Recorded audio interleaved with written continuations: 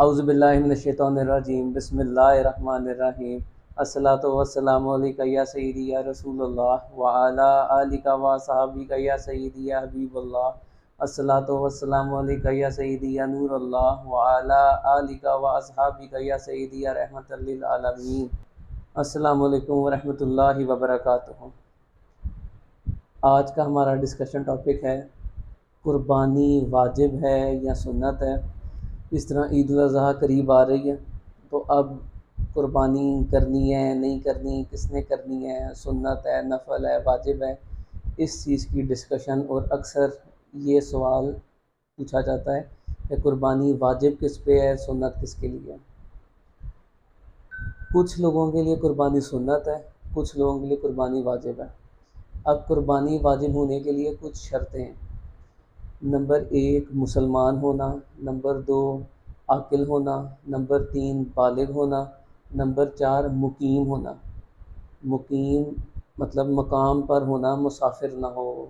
اور نمبر 5 صاحب نصاب ہونا، مالک نصاب ہونا۔ اکثر لوگ قربانی کے نصاب اور زکوٰۃ کے نصاب کو آپس میں کنفیوز کرتے ہیں، حالانکہ یہ ڈیفرنٹ ہیں دونوں ایک دوسرے سے۔ جس بندے نے زکوٰۃ دینی ہے اس پہ تو آٹومیٹکلی بائی ڈیفالٹ قربانی واجب ہے ہی ہے، لیکن اگر کوئی زکوٰۃ کی کیٹیگری کے اندر فال نہیں کرتا، پھر بھی عید کے 3 دنوں میں اگر اس کے پاس 52.5 تولہ چاندی یا اس کے ایکولنٹ کوئی بھی ضرورت سے زیادہ چیز، چاہے وہ رقم ہو، چاہے وہ سواری ہو، چاہے وہ پلاٹ ہو، چاہے وہ کوئی بھی ضرورت سے زیادہ اس کے پاس چاہے وہ کیش ہو، ان 3 دنوں کے اندر اگر 52.5 تولہ چاندی کے برابر کی مالیت سے زیادہ اس کے پاس چیز ہو تو وہ اس پر قربانی واجب ہے۔ آج کے دن میں 52.5 تولہ چاندی آلموسٹ 1,30,000 سے 1,35,000 کے قریب اماؤنٹ بنتی ہے۔ جب بھی جو بھی اسکوپ بندہ ویڈیو دیکھ رہا ہو وہ اس وقت کا ریٹ ایکچول سرچ کر لے۔ 1,30,000-35,000 کا مطلب یہ ہے اگر کوئی شخص 1 تولہ سونا کا مالک بھی ہے تو اس پہ قربانی واجب ہے۔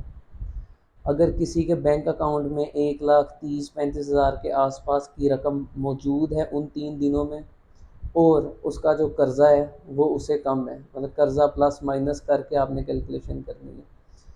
اگر میرے بینک اکاؤنٹ میں 1,40,000 روپیہ پڑا ہوا ہے لیکن میرے پاس 2 لاکھ کا قرضہ ہے تو میرے پر قربانی واجب نہیں ہوگی۔ 1,40,000 روپیہ میرے بینک میں پڑا ہے اور میرے پر کوئی قرضہ نہیں ہے تو مجھ پر قربانی واجب ہو جائے گی۔ اور اس کے علاوہ اگر کوئی صاحب نصاب، مالک نصاب نہیں ہے لیکن پھر بھی وہ قربانی کی نیت سے، اپنی قربانی کی نیت سے جانور خرید لیتا ہے، پھر بھی اس پر قربانی واجب ہو جائے گی۔ خریدنے سے پہلے تک واجب نہیں ہے، اگر وہ قربانی کی نیت سے جانور خرید لیتا ہے تو اس پر قربانی واجب ہو جائے گی۔ یہ تو جو شریعت ہمیں بتاتی ہے یہ وہ چیز ہے۔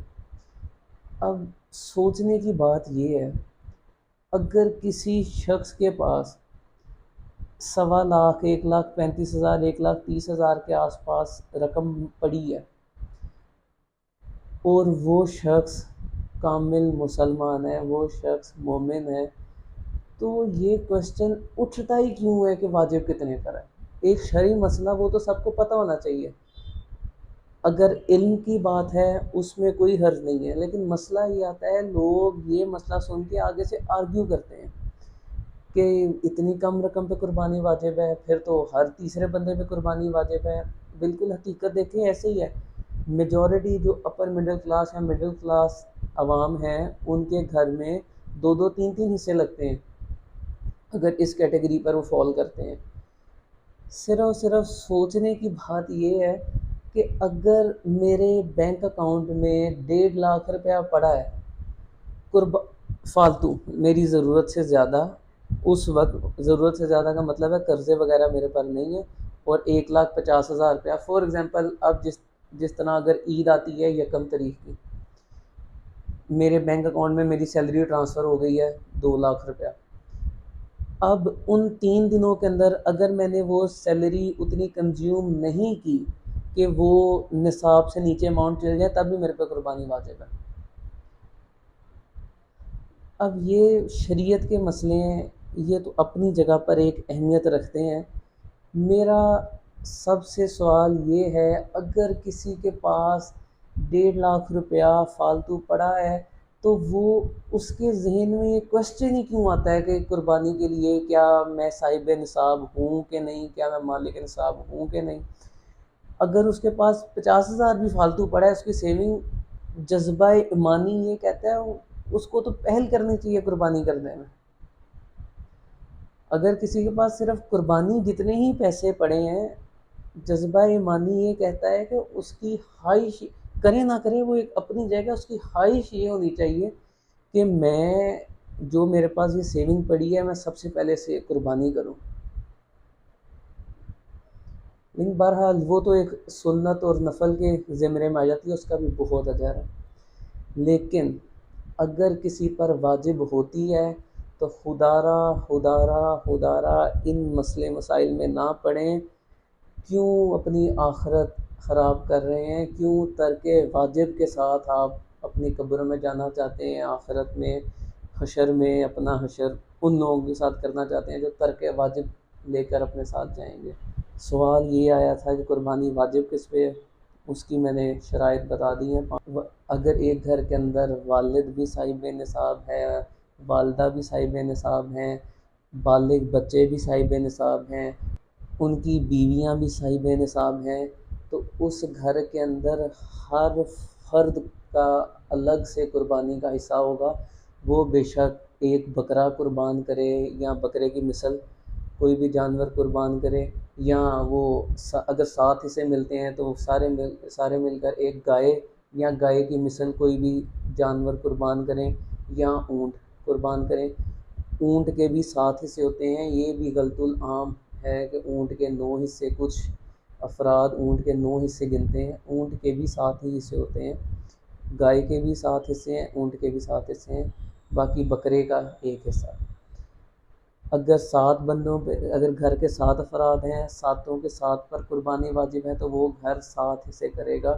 ایسا نہیں ہو سکتا کہ باپ اپنی 1 حصے کے اندر سب آل کا اگر واجب ہے ان پہ قربانی تو وہ اس کو کنسیڈر کر لیں کہ والد صاحب نے کر لیا تو ہم سب کی طرف سے ہو گیا۔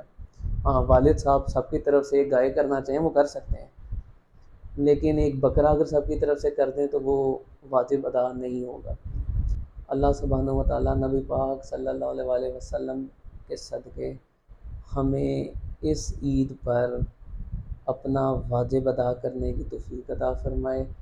ہم اور جو لوگ صاحب نصاب نہیں ہیں وہ ان لوگوں کو بھی اللہ توفیق عطا فرمائے کہ وہ ایز اے سنت قربانی دیں، اور اگر کوئی نہیں دے سکتا تو وہ مایوس نہ ہو، اللہ کی تقسیم پر راضی رہیں۔ لیکن اگر قربانی واجب ہوتی ہے تو اللہ سبحانہ و تعالیٰ نبی پاک صلی اللہ علیہ وسلم کے صدقے ہمیں یہ واجب ادا کرنے کی توفیق عطا فرمائے۔ جزاک اللہ خیرا کثیرا۔